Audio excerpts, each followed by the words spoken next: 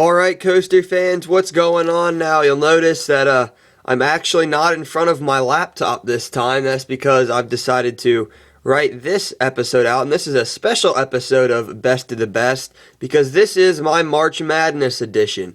This is 64 different roller coasters from different parks randomly selected going against each other in a randomized bracket. I did not assign this bracket myself, it was done randomly. So, without further ado, this is only going to be the first round. I've got, obviously like they do in March Madness style, 4 sections of 16. This is going to be the first section of 16.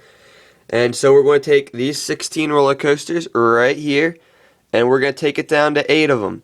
So starting off with our first matchup is Shambhala versus Blue Fire. And the answer is behind this envelope here. I'm just going to slowly reveal it. So, a little explanation here. So, Shambhala is at Port Aventura. It is the biggest B&M mega coaster, or hyper coaster. It's not a giga coaster. And Blue Fire, which is at Europa Park out in Europe, it's a Mack Rides launch coaster. It's got 4 inversions. Very good ride for sure, but the winner is going to be Shambhala. Yes, it's a longer ride, it's a taller, faster ride, and just a more overall better ride experience. So, on to SheiKra at Busch Gardens Tampa Bay and the Incredible Hulk out at Islands of Adventure or Universal Studios. So, the winner is going to be the Incredible Hulk, just because it's the only B&M launch coaster in the world. It's got 7 sweet inversions, some great theming, and an awesome ride experience. And SheiKra, it's just short. It is a good ride.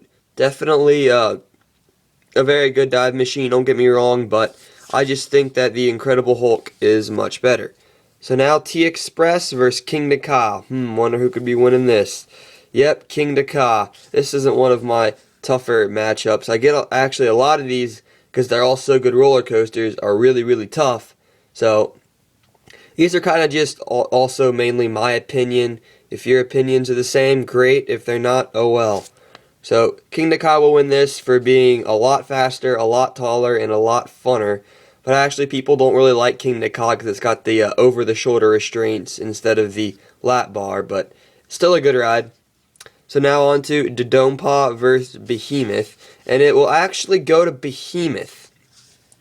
Even though Dodonpa is faster, it's a lot shorter, and it's not really like the most efficient ride in the world. Fuji-Q Highland isn't known for their efficiency, but Dodonpa isn't a bad ride, but I just feel like Behemoth is better because it's longer, and it's B&M, so it obviously runs a lot more efficiently. So speaking of B&M, here's 2, Wildfire and Diamondback. Diamondback being at my home park, best roller coaster I've ever rode. So it will win here. Wildfire, yeah, Silver Dollar City, yeah, it's kind of short. It is still a good ride. It's got some big inversions in there, a nice Cobra roll, but it's just not. It's just short. It's like just over 3,000 feet. Diamondback over a mile. Much better ride. So now on to X-Flight versus Accelerator, and this one was tricky, but I am going to give it to X-Flight. It's got a better theming, and if you check, it is slightly longer than Accelerator, and it does have a lot longer duration than Accelerator, because it looks like it's a launch coaster, but it's a wing coaster. It has that cool wing over drop, which is something you can't really find on most coasters, so that is just awesome. And it's just got better theming, and not by much, but I just think it's a better ride than Accelerator. So Nemesis and Kumba, 2 other B&Ms right here, and it will go to Kumba, even though Nemesis is probably the second best ride at Alton Towers right now. Kumba's got that loop over the lift hill, it's got that nice Busch Gardens theming to it, even though Nemesis has some really good theming too, they both do. Kumba is just the better ride here. So now Gatekeeper and Takabisha, tallest and fastest wing coaster versus the world's steepest drop. Who will it be? And it's Gatekeeper. Yes, Gatekeeper is newer, it's more reliable. Takabisha being at Fuji Q Highland, it's a little iffy. That's not the ride's fault. The rides usually run, it's just that they're not very efficient at getting people in and on the ride. Takabisha still is a really good ride and really long, but Gatekeeper is just certainly much better.